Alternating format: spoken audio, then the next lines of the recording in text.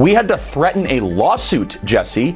And by the way, we're still entertaining it. We're talking to some of the best lawyers out there that are experts in this. And as you know, these things can be very complicated. There's a lot of facts and circumstances around it. But we're not going to let this go, because you should not be able to smear 5,000 high school and college kids and then just be able to walk away with it. This Turning Point conference, were in the front of out there in front of the conference with anti-Semitic slurs, and the cigar. I think it's important that every single person that attended that Turning Point, every Republican speak up against these against the flags that were waved. You let them in. President, open your You let them in and you knew what they were. Right. So you are complicit. But Whoopi is certainly not the brightest person. And what she just said just doesn't make any sense. It's just like so silly to say. It's not a... Joe Rogan didn't hold back in his latest takedown of The View hosts. And no, the topic wasn't your typical polite disagreement. It all started after conservative activist Charlie Kirk launched a $100 million lawsuit against them. The fallout? Pure chaos. If you think you've seen drama before, think again. Once Rogan enters the scene, it's game on. Kirk's the founder and CEO of Turning Point USA and the author of the new book, The College Scam. So, Charlie, do you accept The View's apology? I mean, regardless of whether or not I accept it, the question is, do our students accept it? That's really what's at heart here. They went after our 5,000 students at our event there of high school and college kids. And look, I get attacked all the time. People say false things. I'm a public figure. But when you go after 16 and 17-year-olds that travel from across the country that then have to live for the rest of their life with a shadow over them because someone at ABC says that they might be linked to... When your name becomes daytime TV fodder and you've got the resources to respond, you don't just roll your eyes, you go full legal warfare. That's exactly what Charlie Kirk did, firing back at The View with a staggering $100 million lawsuit. This wasn't for show. This was war. The View has to be, if you average out The View hosts, among the dumbest people on television. And so it's like they say the thing that people are thinking, but they say it very directly, so they expose whatever truth. But I don't think some of them are dumb. You don't think so? No, I don't think Sunny Hostin's You think it's deliberate? I think she's ideologically driven, and they have blinders on, for sure. I don't think Sunny's dumb. But Whoopi is certainly not the brightest person. And what she just said just doesn't make any sense. It's just like so silly to say. It's not a well thought out. It's like if you had an idea for a premise and it was totally baked and half baked and you went on stage with it and it's nothing just there. Go for it. Yeah, there's nothing there. Sometimes comics do. But this lawsuit isn't just a publicity stunt. It's a high-stakes warning wrapped in a serious price tag. The View seemed to treat Charlie Kirk like fair game, tossing around accusations like party favors.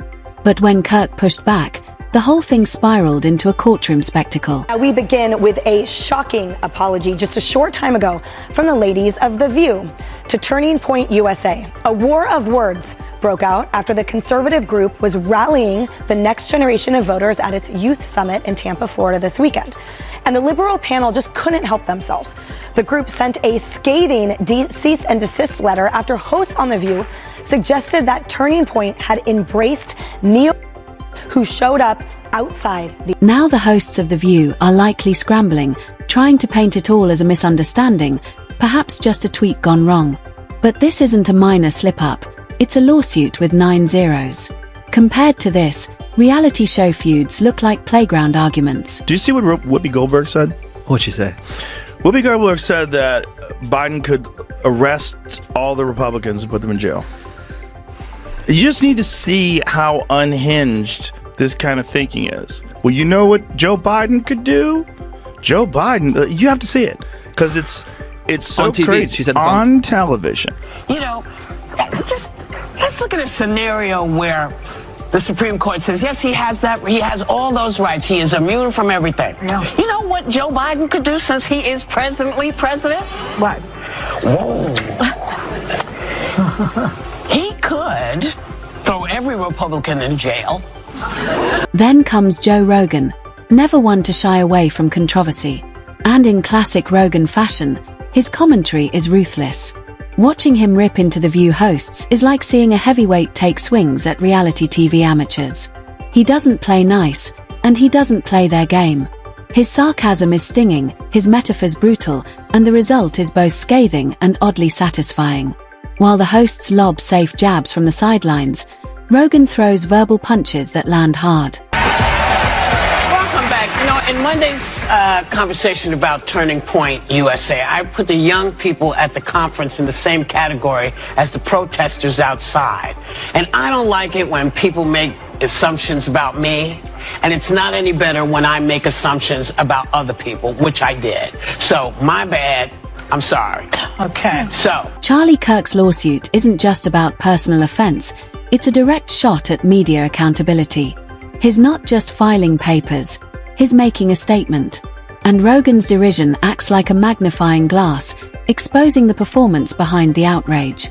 The View hosts appear to stand on moral high ground, but when real consequences show up, that platform starts to shake. Culture shift between right and left authoritarianism, and now people don't recognize that if you just stop looking at it in terms of red and blue, look at the actions, whether it's war, suppression of free speech, pharmacological interventions that are mandatory, whatever it is, that used to all be associated with the authoritative right, the authoritarian right, and now those things are being embraced by the left.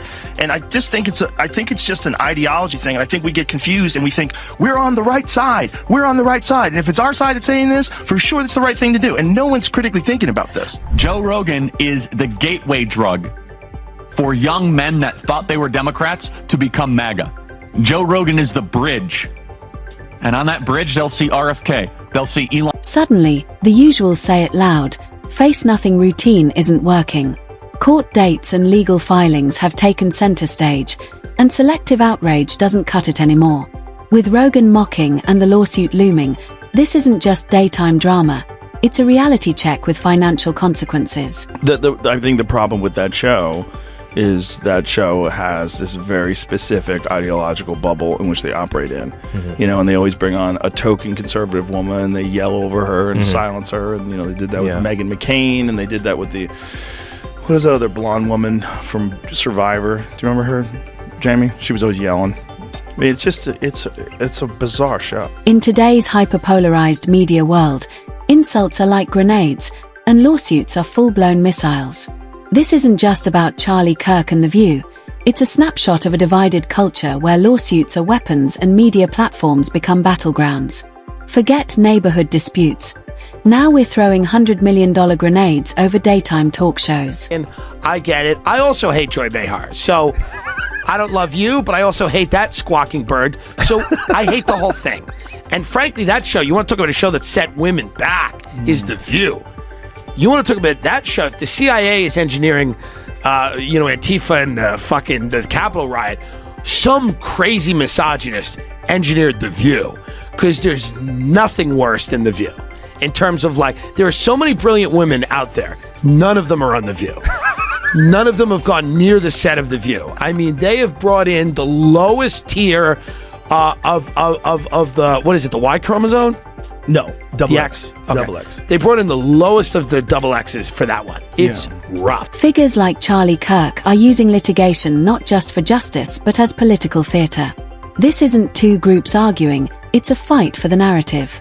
It's a bizarre hybrid of legal drama, talk show absurdity, and online chaos. At times, it feels less like news and more like a Netflix series where the plot keeps getting wilder, and viewers can't stop watching. Disgusting, gross elitism and her complete out-of-touch nature with respect to the rest of the world. Sunny Hostin goes on The View and decides now would be a great time to dump all over the so-called uneducated. What we did not have is white women who voted about 52%, right, for Donald Trump. Uneducated white women, is my understanding. You have Latino men, actually, voting more for him. And you have, and black men was not the story. We're not the story here, because they voted almost 80% for the vice president. Right. Just because you didn't go to college doesn't mean you're stupid, and it doesn't mean that you don't have wisdom. You can go to college and get a bunch of irrelevant facts about how men can allegedly give. So what's next? Maybe it all ends with a fat settlement check. Or maybe this turns into a long, drawn-out legal war with headlines, leaks, and viral moments. If it heads to court, expect sound bites over substance and drama over decorum. Either way, The View may try to clean up its act, but the internet doesn't forget, and neither does Joe Rogan's audience. Did you watch the episode when Tulsi Gabbard got on to defend herself and Joy Behar starts panicking and going over her notes while Tulsi is refuting everything that she said? Yeah, I mean, Joy Behar, like, again, these people have dementia. These are people who, like, should not be allowed out of the house. They have a national platform. I mean, it is crazy. They have no idea. These people have never read, like, a book. And there's versions. In the age of viral tweets and viral lawsuits, this situation is a perfect storm. It's more than media versus money.